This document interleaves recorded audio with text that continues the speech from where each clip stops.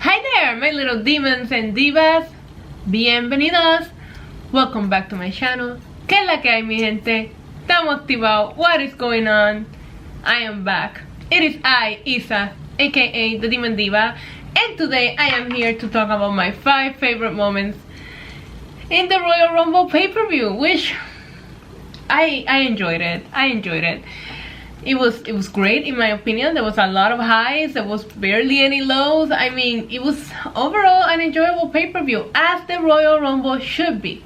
But before I get into any of that, please make sure you hit the subscribe button if you haven't done it yet, and the notification bell so you get a notification every time I upload a new video. I've been putting out a lot of content for you guys lately, so you need to make sure you have that bell clicked so that way you get a notification every time I come at you randomly, because that sounded bad, every time I come at you randomly. Anyways, if you would like to follow me in any of my other social media, it is at NYC Demon Diva on Twitter, Instagram, and TikTok. It is all linked in the description below. Let's just get into it. This is probably going to be a faster video than I thought. At first I was like, oh my god, how am I gonna gather my favorite things, my favorite 5 things, when I just loved everything? But I managed, and it was a short but long pay-per-view. You feel me? There was like barely any matches on the card, and it makes it a lot easier to just think about it and try to recap it. Not recap it, but at least tell you what moments I really enjoyed about the Royal Rumble. So let's not keep playing around and let's get to it in no specific order. For one, who runs the world? Girls! Come on, Beyonce. That women's Royal Rumble was everything and more. The girls' Royal Rumble was better than the men's Royal Rumble. Don't at me, don't come for me. It was booked absolutely beautifully.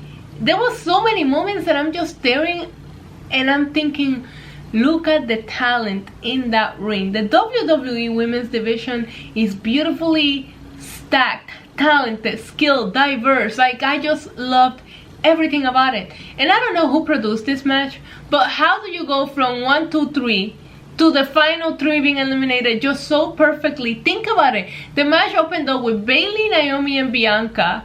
And the last 3 in the ring were Bianca, Rhea Ripley, and Charlotte Flair. What did we do to deserve that? It was amazing. It was amazing. And even while I'm sitting here talking about the women, a special shout out to Sasha and Carmella, who also put on an amazing match. Carmella has looked great in the ring in this feud with Sasha Banks, and you gotta give her props for that. And she played double duty, even though she didn't last too long in the Rumble, but she did play double duty and came back out later on the night. Charlotte Flair played double duty, Nia Jax, Shayna Baszler. It was, I loved Billie Kay's moments with her resume, trying to get somebody to pair up with her.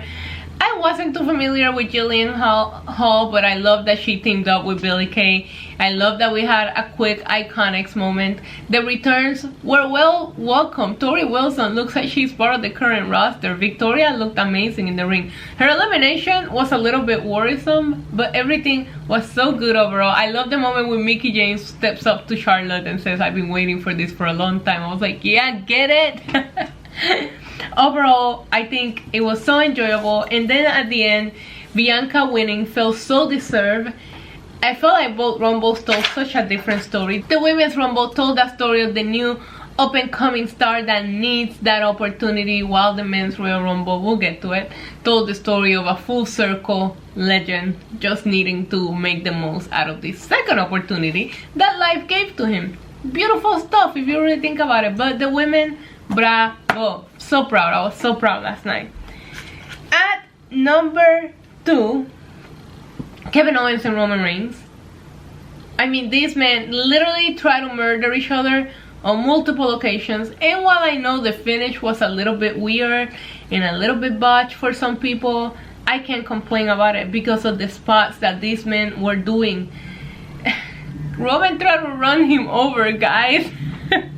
And then KO jumped off all kinds of things. He had Roman bleeding. Roman has made Kevin Owens there's two people, Jey Uso and now Kevin Owens, look like stars, which is what a heel should be doing ultimately. That is the heel's job, to make the babyface look good, and Roman Reigns did just that. It's time to move on from this feud, if you want me to be honest, but I'm never gonna forget the chemistry. Roman Reigns has his best matches against Kevin Owens, especially when they are no DQ, let's go at it type of matches. At number 3, I put in number 3, the Puerto Rican connection. My god, I think I tweeted Puerto Rican flags like 3-4 times last night because Puerto Rico was represented, and I know I'm a little bit biased on this, but I love seeing Carlito come back. I love seeing Damian Priest. I thought he had a really good showing. He got a couple of eliminations. He double eliminated Morrison and The Miz, helped Bad Bunny get his moment, and he ended up getting eliminated by Lashley. That could tease a feud between Lashley and Damian Priest for the US title. That's a big deal. In addition to that, like I said, Carlito, I love that the first person that Carlito went up to was Shinsuke. I pop for Carlito. I know that a lot of people are like, he looked great. Of course he looked great. Carlito has never stopped wrestling. He still wrestles Lucha Libre for his dad's federation down in Puerto Rico. Just because we don't see him in WWE doesn't mean he stopped. So of course he looked great. I wasn't shocked by that. And of course I loved everything about Bad Bunny's performance, and if you go and look on YouTube today, his performance is the most viewed video, and I loved it. I know that it wasn't for everybody. I 100% understand that, but I just want everybody to understand that the people that the performance was meant for loved it. Okay, that's all you need to know. If you don't know who Bad Bunny is, or you don't understand what the point was on that, just know that it was for a certain demographic and it worked. Okay, Bad Bunny went on YouTube today and just shared his video onto his YouTube community tab. You guys know how many subscribers Bad Bunny has? Almost 30 million. Do you think these 30 million subscribers of Bad Bunny watch wrestling? No, but now they might start, and that's what it is. Unpopular opinion, WWE benefits more from Bad Bunny than Bad Bunny benefits from WWE. They're just very lucky that Bad Bunny is a huge mark. At number 4, I wrote down, and still, it was a decent WWE Championship match for what it was. I understand it was 2 minutes and 30 seconds. I get that, but it was a decent match. It was what we could expect. He actually pulled the jackhammer, which I got scared when he started acting he was gonna do it. I was like, oh my god, no, please don't kill Drew. Good for Drew McIntyre. He got a nice win over Goldberg. I didn't think it was impressive, but once I saw a graphic on Twitter today that shows all the people that he has beaten for the title, I mean, he doesn't mention that he dropped it to Randy once, but it's an impressive list. He does have an impressive list of victories, so I'll give him that. And I just want to see who's next. Who is Edge going to challenge, and who's going to be next for Drew McIntyre? The sad thing is we have 2 pay-per-views before the Royal Rumble, so we cannot get too excited about the stories that are being built right now, because they might fall apart by the time WrestleMania approaches. And at number 5, it is the Men's Royal Rumble. I did enjoy it, not as much as the women's, but I did think it was really, really good. I personally would have changed the winner, but I understand that it's a full circle story, and I do think that Edge is gonna kill it with the promos, regardless of who it is that he challenges or ends up facing at WrestleMania. I think I thought he should have won it last year. You know, that's where I thought they were going, because I felt like Drew McIntyre with the elimination of Brock had enough.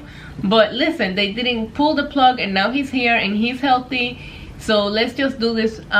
Let's just do this for him. But I personally would have changed. I just think that Edge is so established that he can just show up and say, I challenge you for the title, and he will be granted that match, in my opinion. I absolutely love the Christian and Edge moment.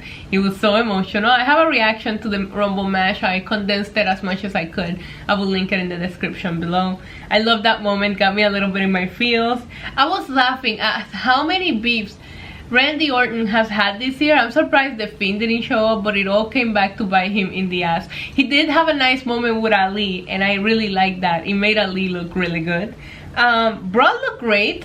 I don't like Braun Strowman, never been a big fan, but he's in excellent shape, and you can tell that he spent his time in injury rehabbing and working on himself. Good for him. We'll see what they do with him. And in addition to that, welcome back the Friday Night Messiah now, Seth Rollins. I missed him. I'm excited to see him back. I want to see what he gets into first. He was turned off by Edge, which is what I wanted to happen, but ultimately depends on who Edge challenges. Seth is on Smackdown, so we'll see. We did get a couple of moments with Seth and Matt Riddle. I love the elimination. It was a little brutal, but it was overall really good pay-per-view. Not much to say. It was short, it was booked well, and even with me saying I would change the finish, even with that finish I'm happy with it. So, you know, like, I don't have any complaints. And it's always a good day when you turn off a WWE pay-per-view and you go, you know what, I don't have any complaints. It doesn't happen very often. But I will say that I feel like WWE has been really good in their pay-per-views is their storylines and weekly programming. Maybe not so much SmackDown, but Raw. That's really lacking creative. And that is it, guys. That is my thoughts on the Royal Rumble 2021 Royal Rumble pay-per-view. What do you think about it? Let me know in the comments down below. Maybe your top 5 favorite moments. Do you agree with some of my things? Do you disagree? Also, don't forget to hit subscribe, like, and share. And until next time, guys, adios. Mwah.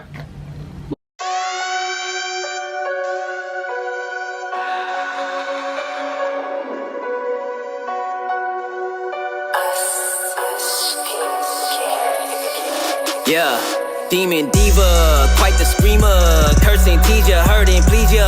Spot her out in any of y'all arena. Break the meter, get way too excited, watch her boot up. If the lady good, she get lady wood until you know who we can see.